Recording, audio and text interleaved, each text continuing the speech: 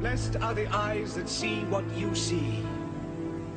For I tell you, many kings and prophets have desired to see what you see, and have not seen it.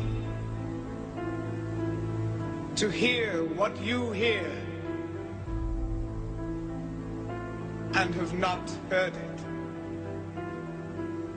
I thank you, Father, for hiding these things from the learned and the wise, and revealing them to the innocent and the simple.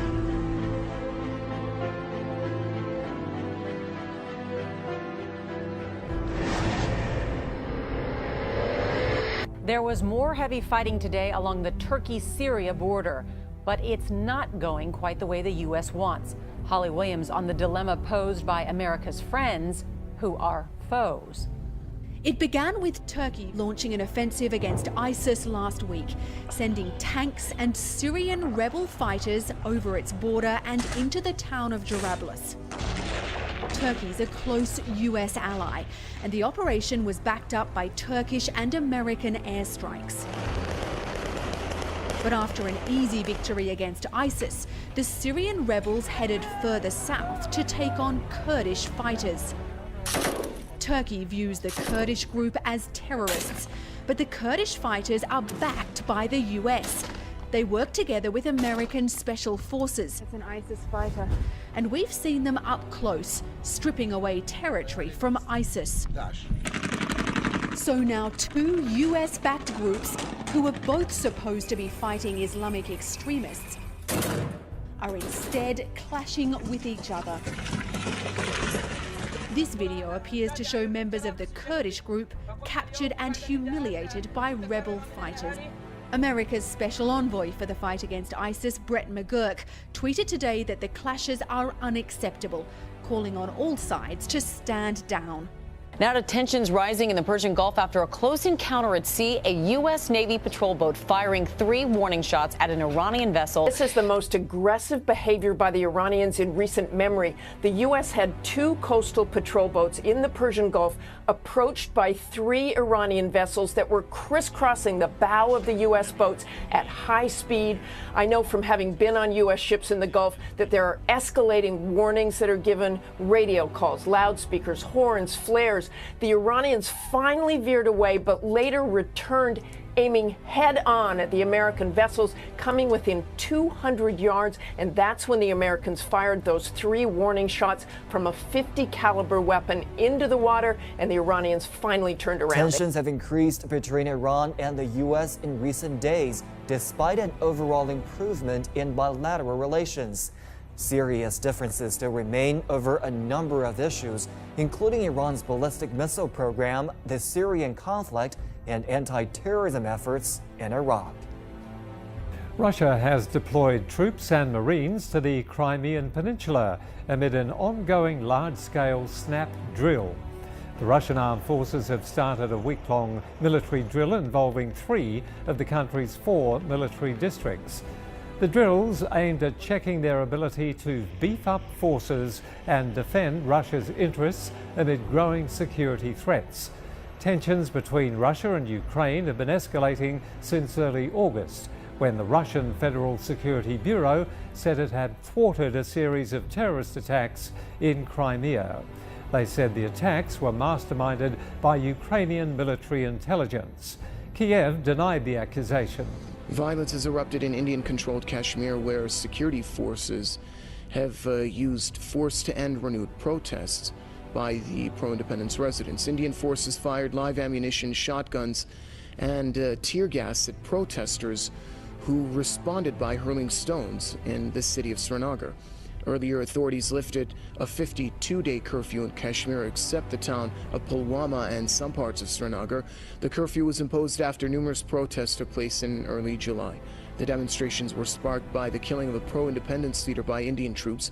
Nearly 70 Kashmiris have been killed and thousands more injured in a crackdown since July 9th, when tension escalated in the region. This is the worst violence seen across Kashmir in years. Most Kashmiris want an end to the Indian rule and favor independence or a merger with Pakistan. We start this update in Yemen, where Islamic State has claimed responsibility for a suicide bombing at a local militia compound in the southern city of Aden. Yemeni officials say at least 65 people have been killed and dozens more wounded. A security official says the attacker drove a car into a gathering of new recruits. Security in Yemen has deteriorated since March 2015. That's when war broke out between the Shiite Houthi group, supported by former President Ali Abdullah Saleh, and the government backed by a Saudi-led Arab coalition. Extremists also have taken advantage of the chaos in Yemen to make gains in the south and the southeast. Iran has deployed a Russian missile defense system at its underground Fordo nuclear facility.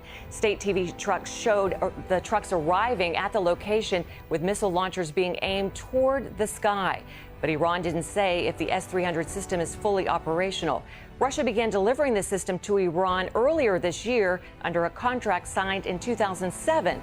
The delivery had been held up by international sanctions over Iran's nuclear program. Those sanctions have now been lifted. Critics say it's more proof that Iran plans to build nuclear weapons, even though Iran denies it. South Korea says it is considering deploying nuclear submarines along its coastal borders. South Korean Defense Minister Han Min-soo says the military has not made a final decision on the deployment yet.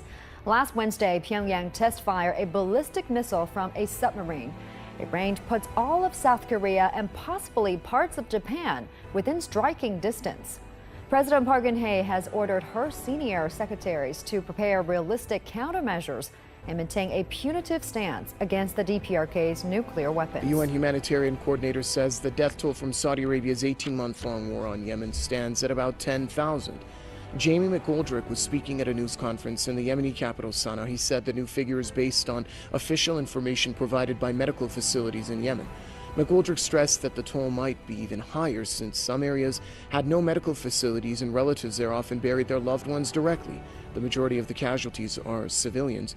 The report comes as Saudi Arabia continues its airstrikes on Yemen. 3 civilians lost their lives on Tuesday in a Saudi air raid on the Razed district of Sauda province. Riyadh launched attacks on Yemen in March 2015 aiming to bring back the country's former president to power. The 10,000th Syrian refugee is about to land in the U.S. today. The Obama administration set a goal to welcome 10,000 refugees in America just 1 year ago. It's still a very small percentage of the total number of refugees fleeing the ongoing civil war in Syria, though. The FBI is warning state officials to boost their election security in light of evidence that hackers targeted data systems in Arizona and Illinois.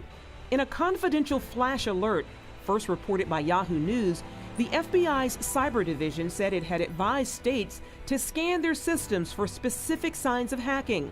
Officials described the hacker threat as credible and significant, an 8 on a scale of 1 to 10. In Illinois, in July, hackers breached the state board of elections. The Washington Post reporting they put up to 200,000 personal voter records at risk, including voters' names, addresses, birth dates, and other personal information. In Arizona, hackers forced the state to shut down its voter registration system for nearly a week.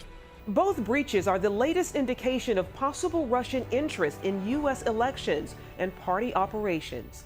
Earlier this year, hackers compromised the computers of the Democratic National Committee, producing embarrassing emails for the DNC on the eve of Hillary Clinton's nomination as the party's presidential candidate. Russian hackers have also managed to hack into the computers at the New York Times. The hacks are the latest example of potential cyber warfare against the U.S., something that threatens the U.S. military, businesses, and more, something the White House has acknowledged in the past. This is a very serious matter. It does pose a significant threat, not just to the American people, but also to our national security and to our economy. Now, the Obama administration is seeking to put more emphasis on developing cyber weapons to try to prevent such attacks and punish intruders into U.S. networks. Reuters reports the plan calls for elevating the stature of the Pentagon's Cyber Command for a unified command equal to combat branches of the military, such as the Central and Pacific Commands. The U.S. has already carried out cyber attacks against ISIS. So the hacking warning from the FBI is only the latest warning that the future of warfare won't be just on the battlefield and won't involve only the military. It will be carried out by computers and could cover every aspect of life. As you've already understood, you are about to hear about a very exciting discovery, maybe even a momentous one.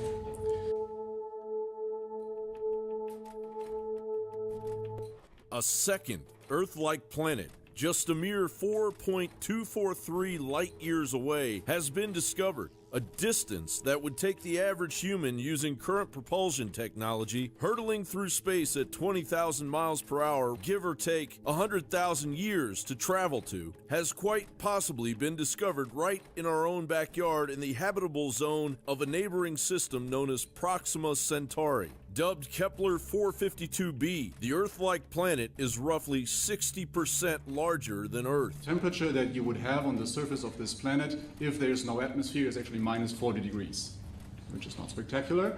But, of course, we all want this planet to have an atmosphere, and if it has an atmosphere, it is actually pushing up the temperature through the greenhouse effect above 0 degrees and in the liquid water habitable zone. Of course, the vampiric elite of planet Earth are beside themselves with world-conquering glee. Mark Zuckerberg and his Russian internet billionaire counterpart, Yuri Milner, are hatching a plan to escape the confines of the earthbound hell pit the elite created and preside over for greener pastures. But now we can transcend it.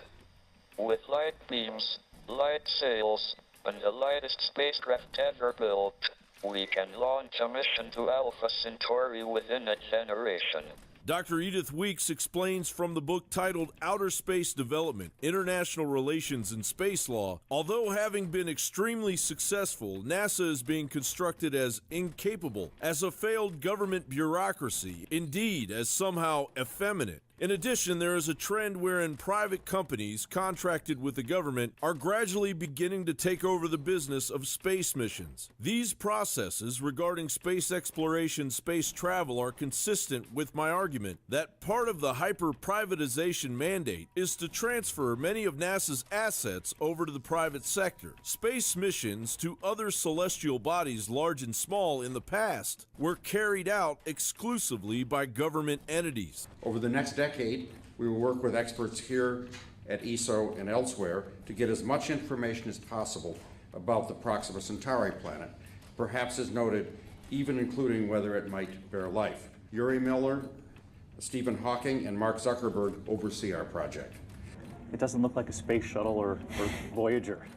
The ultimate spacecraft is going to be about the size of this, maybe quite a bit lighter, and having much more functionality. In your estimation, what's the probability of finding intelligent alien life in the next 20 years and why? The probability is low. Probably. May they one day travel at the speed of light only to finally arrive on a planet inhabited by 50-foot-tall patriots.